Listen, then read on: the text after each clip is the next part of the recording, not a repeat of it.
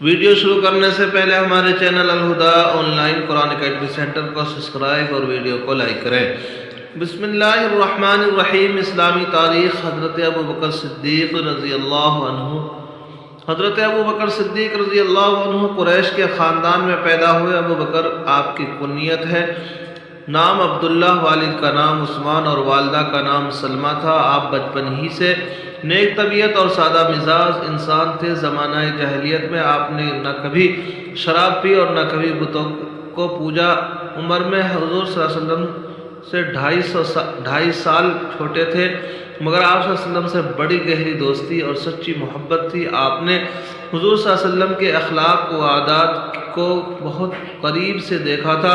جب حضور صلی اللہ علیہ وسلم نے ان کو اسلام کی دعوت دی اور اپنی نبوت کا اعلان کیا تو مردوں میں سب سے پہلے ایمان لانے کی سعادت اس کو نصیب ہوئی، اور حضور صلی اللہ علیہ وسلم کی نبوت کی تصدیق اور زندگی بھر جان و مال سے ساتھ دیتے ہوئے اسلام کی تبلیغ میں مشغول رہے کہ مکہ کی 13 سالہ زندگی میں مشرکوں کی طرف سے پہنچائی جانے والی ہر قسم کی تکلیف کو برداشت کرتے رہے، اور اہم مشورے اور راز کی باتیں حضور صلی اللہ علیہ وسلم انہی سے کرتے تھے۔ چنانچہ ہجرت کے موقع پر ابوبکر صدیق رضی اللہ عنہ نے آپ صلی اللہ علیہ وسلم کے ساتھ غار ثور میں 3 دن قیام فرمایا، پھر وہاں سے مدینہ منورہ تشریف لے گئے۔ اسلام کی حفاظت کے لیے ہر موقع پر اپنا مال خرچ کرتے رہے اور دین کی سربلندی کے لیے پوری بہادری کے ساتھ تمام غزوات میں شرکت فرماتے رہے۔ اللہ کی قدرت مشک اللہ کے خزانے سے آتا ہے۔ مشک ایک بہت ہی قیمتی خوشبو ہے۔ اس کی پیدائش کا معاملہ بہت ہی عجیب و غریب ہے۔ اللہ تعالیٰ نے ایک جانور بنایا ہے جسے ہرن کہتے ہیں۔ اس کی ناف میں خون جمع ہوتا رہتا ہے جو دھیرے دھیرے ایک ڈلے کی شکل اختیار کر لیتا ہے۔ اس خون کے ڈلے میں اللہ تعالیٰ ایسی خوشبو پیدا کر دیتا ہے جس کو ہم مشک کہتے ہیں۔ ہرن کی ناف میں مشک پیدا ہونے کے بعد اسے تکلیف ہونی شروع ہو جاتی ہے تو وہ درختوں سے اپنے آپ کو رگڑنے لگتا ہے، جس سے وہ ڈلا جنگل میں گر جاتا ہے اور شکاری اسے لے کر بازاروں میں بیچتے ہیں۔ یہ اللہ ہی کی قدرت ہے جو ایک جانور کے خون سے مشک جیسے خوشبو پیدا کر دیتا ہے۔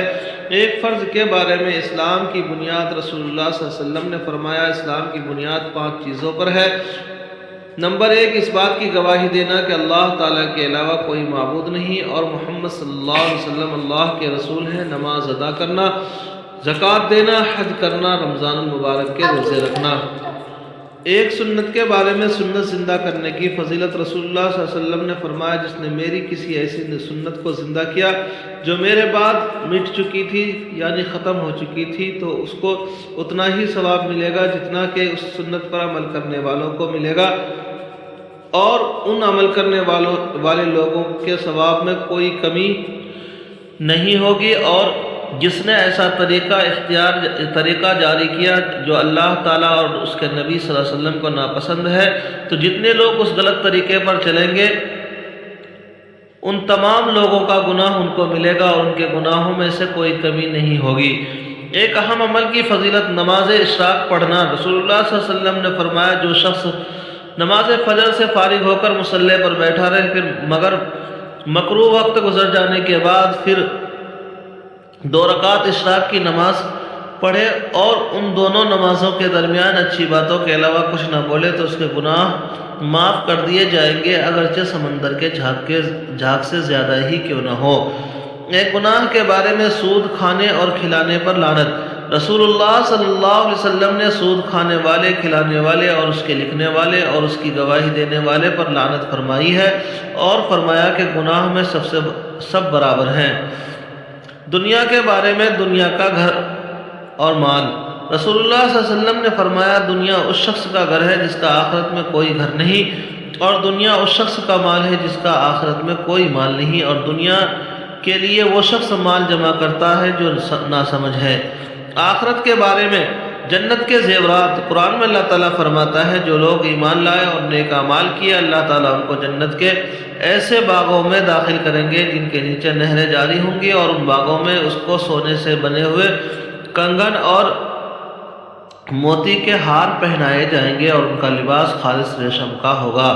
طب نبی سے علاج تقدیر کے خلاف نہیں۔ حضرت ابو خزامہ رضی اللہ عنہ بیان کرتے ہیں کہ ایک شخص نے رسول اللہ صلی اللہ علیہ وسلم سے عرض کیا، اے اللہ کے رسول، ہم لوگ جو جھاڑ پھونک اور دواؤں کا استعمال کرتے ہیں اور پرہیز کرتے ہیں تو اسے تقدیر الہی کی مخالفت نہیں ہوتی؟ رسول اللہ صلی اللہ علیہ وسلم نے فرمایا، یہ بھی تقدیر الہی ہے۔ فائدہ: جس طرح مرض اللہ کی طرف سے ہوتا ہے، اسی طرح مرض سے بچنے کی تدبیر بھی اللہ کی طرف سے وارد ہوئی ہے، لہذا ان تدبیروں کو اختیار کرنا تقدیر کے خلاف نہیں۔ قرآن کریم کی نصیحت۔ قرآن میں اللہ تعالیٰ فرماتا ہے، اے انسانوں، تمہارے پاس تمہارے رب کی طرف سے ایک ایسا قرآن آ چکا ہے جو برے کاموں سے روکنے کے لیے نصیحت ہے اور دلوں کی بیماریوں کے لیے شفا ہے اور ایمان والوں کے لیے ہدایت و رحمت ہے۔ اللہ تبارک و تعالیٰ عمل کرنے کی توفیق نصیب فرمائے۔ چینل کو سبسکرائب اور ویڈیو کو لائک کریں۔